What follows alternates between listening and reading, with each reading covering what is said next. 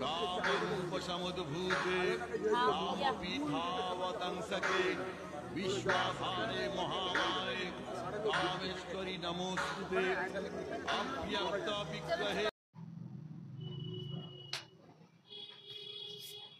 নমস্কার, আমি শ্রী বাদশাহবাবুল শাস্ত্রী। আজকের আলোচনা করব 27টা নক্ষত্রের মধ্যে 2 নম্বর নক্ষত্র ভরণী নক্ষত্র, এর সম্বন্ধে আজকের আলোচনা করছি। এর কারণ হচ্ছে আমি মা কামাখ্যা ধামে এসছি এবং এইখানে হঠাৎ মনে পড়লো যে এই কামাখ্যা মন্দিরের সাথে ভরণী নক্ষত্রের একটা সম্বন্ধ আছে, আর সেই বিষয় নিয়েই আজকের আলোচনা করছি।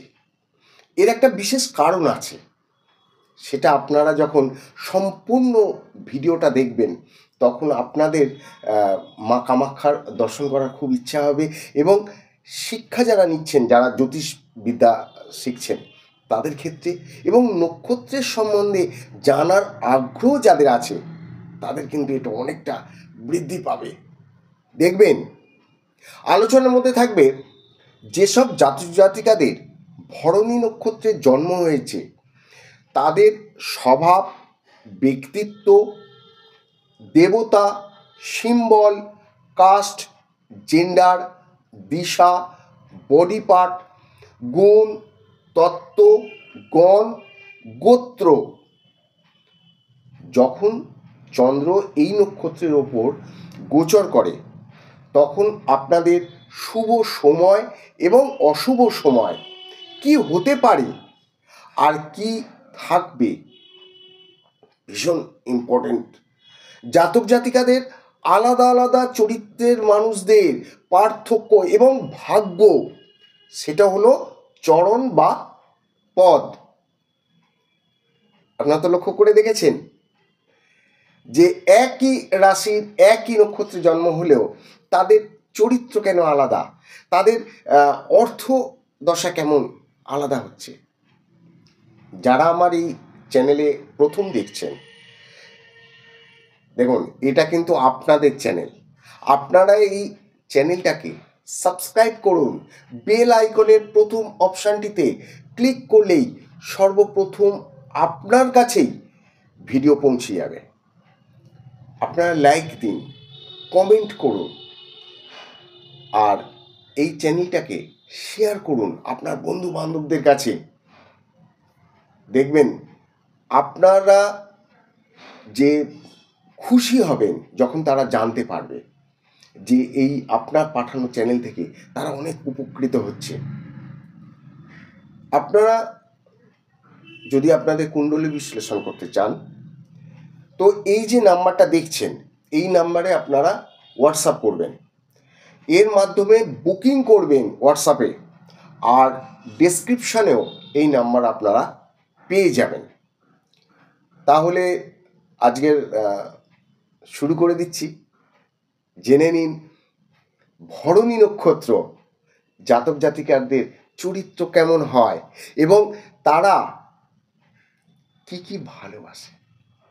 মেষ রাশির 13 ডিগ্রি 20 মিনিট থেকে 26 ডিগ্রি 40 মিনিট পর্যন্ত এই ভরণী নক্ষত্রের স্থান। এর স্বামিত্ব হচ্ছে শুক্র গ্রহ, মেষ রাশির মঙ্গল গ্রহের। তাহলে দেখা যাচ্ছে যে মঙ্গল আর শুক্র একসাথে মিলে একটা জুতি তৈরি করে জাতক জাতিকাদের মধ্যে ক্রিয়েটিভিটি, সেক্সুয়ালিটি এবং প্যাশন এইগুলো কিন্তু তাদের থাকবে। যখন আমাদের মুনি ঋষিরা আকাশের দিকে দেখেছিলেন তখন দেখলেন যে 3টি স্টার দিয়ে একটা ট্রায়াঙ্গেল শেপ তৈরি হয়েছে, যেটা খানিকটা ফিমেল অর্গান বা যোনির আকার নিয়েছে। আর এই কামাখ্যা দেবীর মন্দিরে কিন্তু যোনি পুজো হয়, আপনারা তো জানেন এটা।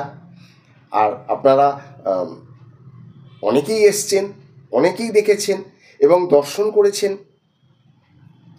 তাহলে দেখা যাচ্ছে যে এই 3টে স্টার কি কি সেটাও একবার জানতে হবে। 35 এডিডাস, 39 এডিডাস এবং 41 এডিয়েটস, এই নামে এই তিনটে স্টারকে রাখা হয়েছে। দেখুন, সিম্বল থেকে কিন্তু অনেক কিছুই জানা যায়। গ্রহের এনরোলমেন্ট থেকে জাতক জাতিকাদের মধ্যে প্যাশন, এটা বোঝা যায়।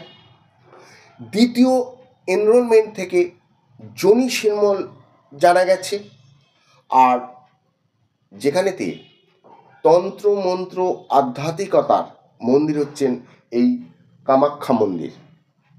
এখানে এই যোনি পুজো করা হচ্ছে, তাই অকাল্ট বা গুপ্তবিদ্যা পোটেন্সিয়াল সম্ভাব্য অনেকটাই স্ট্রং হয়।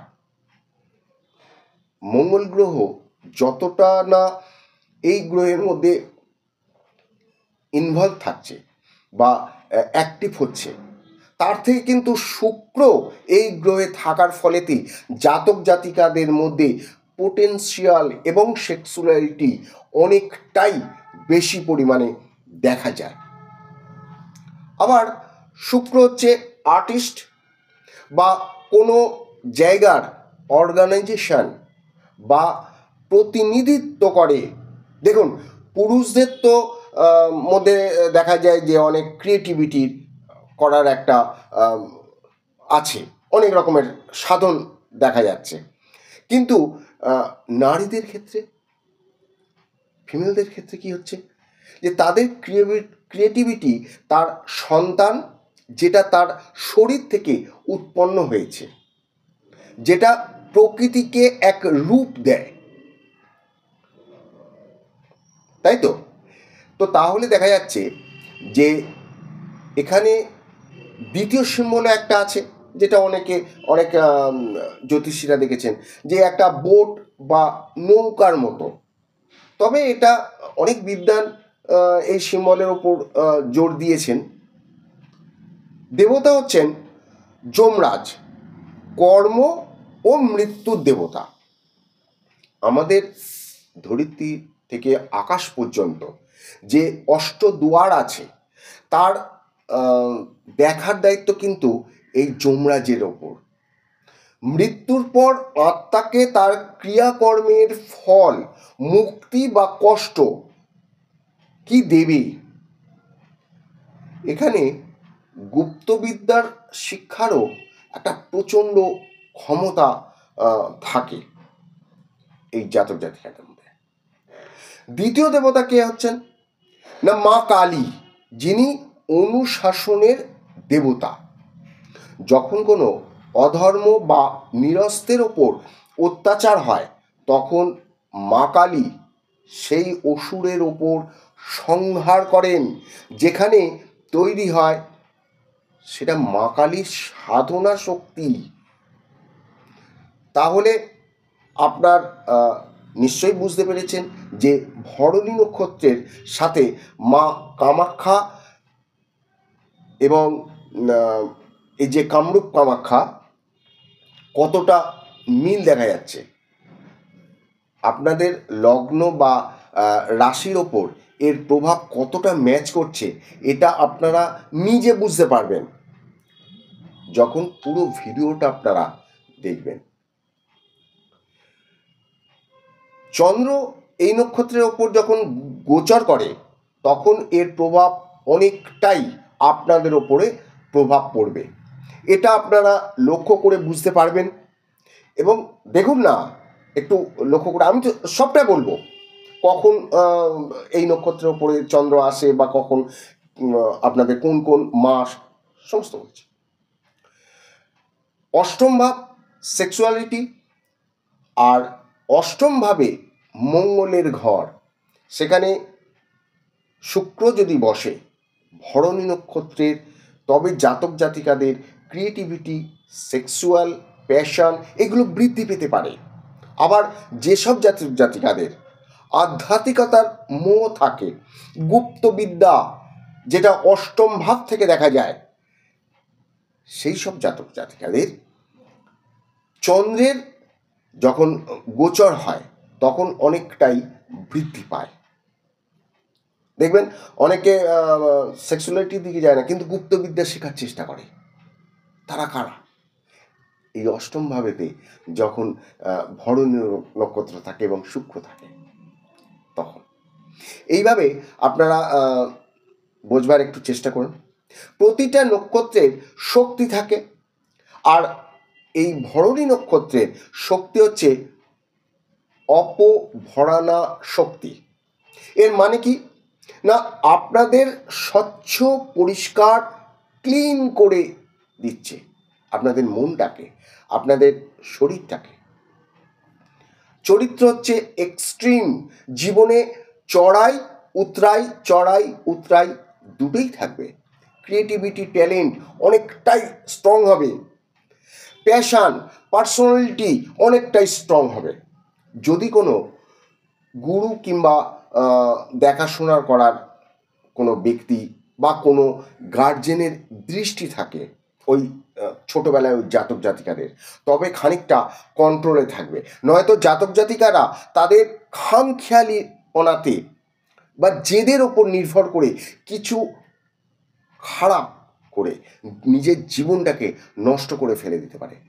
যেমন কোনো বিষয়ের মাধ্যমে অতিরিক্ত আবেগ, মন এবং সময় দিয়ে ফেলে, যেটা তার করার দরকার নেই এবং যেটা সে করতে ভীষণভাবে চাইছে, অথচ তার থেকে কোনো লাভ নেই এবং তাদের ক্ষতি হয়ে যাবার এমন একটা হবে যে ফিরে আসতে পারবে না সেখান থেকে। অনেক দেরি হয়ে যাবে তখন ফিরে আসতে গেলে, কারণ মেষ রাশির মধ্যিখানে থাকার জন্য দাঁড়িপাল্লার মতন খানিকটা করে, অনেকটা ব্যালেন্স করতে হয়, আপ অ্যান্ড ডাউন। সেই জন্য ভরণী নক্ষত্রের জাতক জাতিকাদের মাথার উপর কোনো গুরু, মা বাবা কিংবা কোনো অ্যাডভাইজারের তাদের গাইডনেসের হাত থাকা ভীষণ প্রয়োজন। শুক্র গ্রহের দুটো ঘর, একটা হলো ধনভাব, দ্বিতীয় ঘর আছে, আর একটা হলো সপ্তম ঘর, যেখানে ব্যবসার ঘর। অর্থ কিন্তু দুটোতেই আছে, কিন্তু শুক্রের এই দুটি ঘর কিন্তু মার্কাস ঘর হিসাবে দেখা হয় এবং এই দুটি ঘরেতেই মঙ্গলের সাথে শুক্রের জুতি তৈরি হয়। দেখুন, তুলা নক্ষত্রে তুলা রাশিতে চিত্রা নক্ষত্রেরও কিন্তু থাকে, সেখানে কিন্তু মঙ্গল এবং শুক্র। তো মার্কাস মতলব কিন্তু এই নয় যে মৃত্যু। ট্রান্সফরমেশন আপনার খারাপগুলোকে চেঞ্জ করে, ভালোর দিকে নিয়ে আসে, আধ্যাত্মিকতার মধ্যে যুক্ত হওয়া, এইগুলো থাকে। আমাদের ঋষিগণ যখন নক্ষত্রের মধ্যে প্রাণ দেখেছিলেন, সেই হিসাবেতে এই নক্ষত্রে কিন্তু কাস্ট হচ্ছে ম্লেচ্ছা, যারা কাউকে মান্যতা দেয় না। এই নক্ষত্রের অনেক সামর্থ্য আছে, যার জন্য কি হচ্ছে যে কাউকে সম্মান দেওয়া বা কাউকে পরোয়া না করা, এই নক্ষত্রে জাতক জাতিকাদের মধ্যে একটা টেন্ডেন্সি থাকে। জেন্ডার হচ্ছে ফিমেল, শুক্র স্ত্রীকারক, আর সিম্বল হচ্ছে ফিমেল অর্গান, সেই হিসাবেই এই নক্ষত্রের জেন্ডার হলো ফিমেল রাখা হয়েছে। বডি পার্ট মাথার ওপরের এবং পায়ের নিচের দিকে। দেখুন, মাথার ওপরের দিকে এবং পায়ের নিচের দিকে, তাতে কি বোঝা যাচ্ছে যে জাতক জাতিকারা একদম টপ লেভেলে উঠতে পারে এবং একদম লো লেভেলে নেমে যেতে পারে। এই নক্ষত্রের চরিত্র হচ্ছে ভরণ করা, সন্তানকে ভরণ করতে হবে। প্রকৃতি যেমন সমগ্র প্রাণীদের তার রূপে ভরণ পোষণ করে, সন্তানকে ভরণ করে কোনো বাচ্চার জন্মের সময় দেখা যায় যে কখনো তার পায়ের দিক থেকে বেরোয়, আবার কখনো তার মাথার দিক থেকেও বেরোয়। বিভিন্ন প্রাণীদের বিভিন্ন রকমভাবে হয়। আয়ুর্বেদের দিক থেকে দেখা গেল যে পিত্ত আছে অর্গান, সেটার ওপর এর প্রভাব দেয়। গুণা হচ্ছে রজাসিক, অর্থ অর্জন করার ক্ষমতা রাখে। তত্ত্ব পৃথিবী, দেখুন গণও আছে, গণ হলো মনুষ্যগণ। এবার দেখব যে অসপিশিয়াস, শুভ ও অশুভ অ্যাক্টিভিটি। চন্দ্র যখন এই নক্ষত্রের ওপর গোচর করে তখন কি করবেন আর কি কি করবেন না। সমাপ্তি, ধ্বংস, বিচ্ছেদ।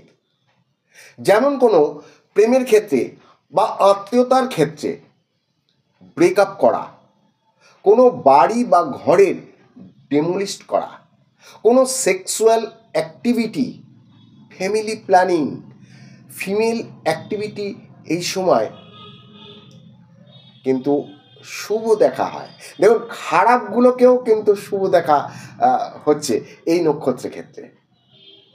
তাহলে অশুভ কী হবে? কোনো শুভ কাজে যাওয়ার সময় কোনো কারণে বাধা পড়া, সময় মতো না বেরুলে ট্রাফিক জ্যামে আপনি আটকে গেলেন এবং সেখানে শুভ কাজ করতে গেলেন, সেখানে আপনি ব্যর্থ হলেন। ব্যবসা বা গৃহের ভিত স্থাপন করলেন, বা কাউকে আপনি প্রপোজ করলেন, বা ব্যবসার জন্য প্ল্যানিং করলেন, মিটিং করতে গেলেন কারোর সাথে, এই নক্ষত্রের শুভ মানা হয় না। সময় বলবো, সেই সময়গুলো করবেন, তাহলে ভালো হবে। এই নক্ষত্রের দৃষ্টি হচ্ছে নিচের দিকে। কোনো মাসের শুভ, যেটা বললাম, বাংলা ক্যালেন্ডার দেখতে গেলে আপনারা আশ্বিন মাস, আর ইংরেজি ক্যালেন্ডার আপনারা যদি দেখেন তাহলে অক্টোবর মাস। তৃতীয় হলো চতুর্থী, কৃষ্ণ বা শুক্লপক্ষের। সেক্সুয়ালিটি দেখতে গেলে পুরুষ হাতির মতন দেখা গেছে, মানে নক্ষত্রে আবার তো সেক্স আছে। গোত্র হলো ঋষি বশিষ্ঠ, যিনি ধনধান্যের কারক হিসাবে দেখা গেছে।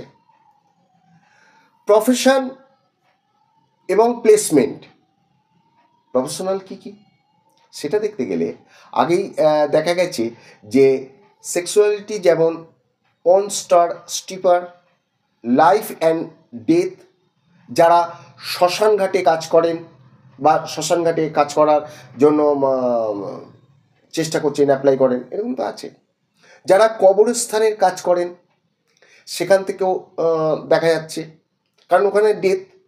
আর এই ধরনের যারা কর্মরত তাদের দিক থেকে দেখা যায়। আবার জন্মের দিক থেকে দেখতে গেলে যারা ডেলিভারি রুমে কাজ করেন, বাচ্চাদের দেখাশোনা করেন, বা বলিউডের অভিনেতা, এন্টারটেনমেন্ট বিজনেস করেন, এই নক্ষত্রের সাথে একটা রিলেটেড তাদের থাকে। এবারে আসবো পদ বা চরণ। এটা কিন্তু ভীষণ ইম্পর্টেন্ট। এইখান থেকেই জাতক জাতিকারা আলাদা আলাদা হয়ে যাচ্ছে। একই নক্ষত্র, একই ধরনের রাশি হওয়ার সত্ত্বেও। তো এখান থেকে কি বোঝা যাচ্ছে যে জাতক জাতিকাদের ভিন্ন ভিন্ন তাদের চরিত্র হচ্ছে, ভাগ্য নির্ভর করছে। মেষ রাশিতে ভরণী নক্ষত্রের যে স্থান সেটা হলো 13°20' থেকে 26°40' পর্যন্ত। অশ্বিনী নক্ষত্রের 4 পদ কর্কট রাশি পর্যন্ত হয়েছে। এরপর আসছে ভরণী নক্ষত্র। তো ভরণী নক্ষত্রের ঊর্জা পাচ্ছে কোথায় না, সিংহ রাশি থেকে বৃশ্চিক রাশি পর্যন্ত কভার করছে। প্রত্যেকটা পদ 3°20' করে ভাগ করা হয়েছে। এবারে আসবো প্রথম পদ। প্রথম পদ শুরু হচ্ছে 13°20' থেকে 16°40' পর্যন্ত, আর এর ঊর্জা পাচ্ছে সিংহ নবাংশের। এবারে দেখুন গ্রহদের পাওয়ার নির্ভর করছে জাতক জাতিকাদের স্বভাব চরিত্রের। সিংহ নবাংশের ঘর, এটা রবির গ্রহের। ভরণী নক্ষত্রের স্বামিত্ব হচ্ছে শুক্র, আর আছে কোথায়? মেষ রাশিতে মঙ্গল গ্রহের। তাহলে দেখা যাচ্ছে যে মঙ্গল এবং শুক্রের। জাতক জাতিকাদের মধ্যে আর্টিস্টিক ক্রিয়েটিভিটি, যে কোনো কাজ করার মধ্যে একটা শক্তি পাবে প্রচণ্ড পরিমাণে এবং পাওয়ারফুল হবে। ডাইনামিজম, হুইল পাওয়ার, আবার স্বার্থপরতা, ইগো, নিজেকে জাহির করা, এগুলো দেখা যাবে। রবি আছে, ইগো হবে। মঙ্গল আছে, একটা জাহির করতে হবে। তো এইখানে এই নক্ষত্রেতে এই পদে সূর্য, মঙ্গল এবং বৃহস্পতি খুব ভালো ফল দেবে। জাতক জাতিকাদের হেল্প করবে এই গ্রহরা। এবারে আসছি দ্বিতীয় পদ। এর এরিয়া হচ্ছে 16°40' থেকে 20° পর্যন্ত। ঊর্জা আসছে কন্যা নবাংশের, যেটা কিনা বুধের ঘর, বর্গ নবাংশ। তাহলে ঊর্জা পাচ্ছে দ্বিতীয় পদের জাতক জাতিকাদের শুক্র এবং বুধের। শুক্র বুধের কিন্তু একটা ভালো মিত্রতা আছে। তাই এই জাতক জাতিকাদের মানসিকতার মধ্যে থাকবে কারুর উপর দয়া, হিউম্যানিটিজম, কাউকে সাহায্য করার প্রবণতা, কারুর দুঃখে নিরাময় করা, সবার সাথে মিলেমিশে থাকার প্রবণতা, এরই সাথে ইন্টেলিজেন্ট তৈরি করবে। অ্যাকাউন্টের হিসাব দেখা বা কোনো কাউন্টিং করা, ব্যবসার ক্ষেত্রে লাভ লোকসান এরা দেখবে, এরা বুঝবে, বোঝার চেষ্টা করবে।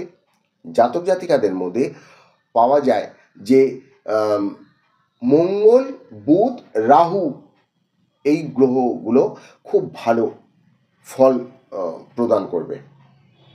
আসছি তৃতীয় পদের এরিয়া নিয়ে। তৃতীয় পদের এরিয়া হচ্ছে 20°23' থেকে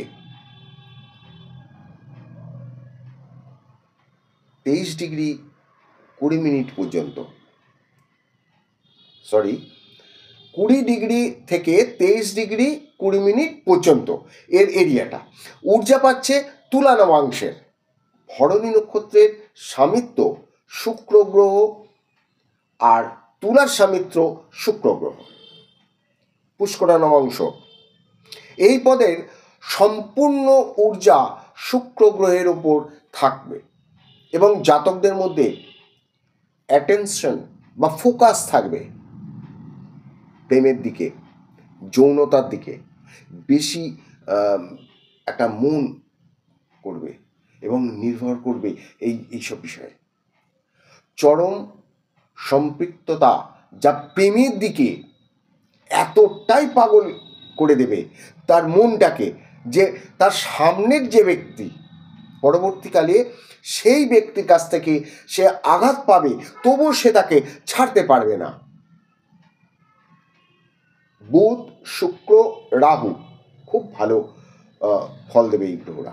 দেখবেন অনেকে আছে প্রেম করছে, তাকে দুচ্ছাই করছে, তাকে অ্যাভয়েড করে চলছে, তবুও তাকে আমি এত ভালোবাসি। এটা কিন্তু এই তৃতীয় পদের হয়।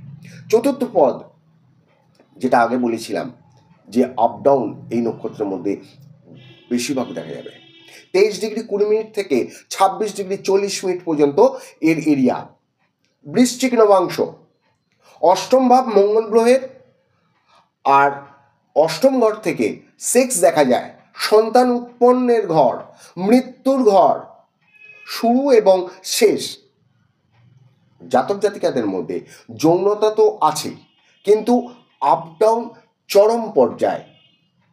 দেখুন, এখানে গ্রহদের ঊর্জা নির্ভর করবে খানিকটা আপনার জন্মকুণ্ডলীর ওপর আর মনের ওপরে। আপনার যৌনতার দিকে যাবেন না বা তার থেকে দূরে থাকবেন, এটা কিন্তু আপনার উপরে, সেটা আপনার মনের কন্ট্রোলের ওপর নির্ভর করবে। এই ঘরে শনি গ্রহ stability, security, discipline, balance maintain করা, আত্মীয়তার মধ্যে স্থায়িত্ব, এবং শনি কিন্তু এই ঘরে আয়ু বৃদ্ধি করে। এটাকে অনেকবার অনেক রাশিতে আমি বলেছি। এই নক্ষত্রের রেমিডি করে নক্ষত্রকে আরও জাগৃত আপনি করতে পারেন। শুক্রেশ্বর মহাদেব, তার আরাধনা আপনি করতে পারেন। আপনি ভিডিওতে দেখছেন আমি আরাধনা করে এসেছি। গৌহাটিতে শুক্রেশ্বর মহাদেবের একটি মন্দির আছে এবং না ওখানে আপনাকে গিয়ে কিছু করার নেই, সেটা কোনো বড় কথা নয়। আপনি ঘরে বসেই সাধন ভজন করুন এবং সেটা আপনি করতে পারবেন কখন না, চন্দ্র এই নক্ষত্রের ওপর গোচর করে, তখন যদি এই নক্ষত্রের পাওয়ার এবং রেমেডি আপনি সময় মতন করতে পারেন, তবে কিন্তু এর ভীষণভাবে একটা পাওয়ারের প্রবল এফেক্ট করবে। একটা মন্ত্র আছে, সেটা আপনি জপ করতে পারেন। ওম ইম, ওম ইম 108 বার আপনি জপ করতে পারেন। এই নক্ষত্রের বৃদ্ধি পরিণাম থেকে, মানে দুষ্ট পরিণাম থেকে আপনি যদি মুক্তি পেতে চান। এছাড়া আপনি মা কামাখ্যা বা মা কালীর উপাসনা করতে পারেন। মা কামাখ্যার বীজ মন্ত্র আপনি জপ করতে পারেন, ভীষণ ভালো কাজ দেবে।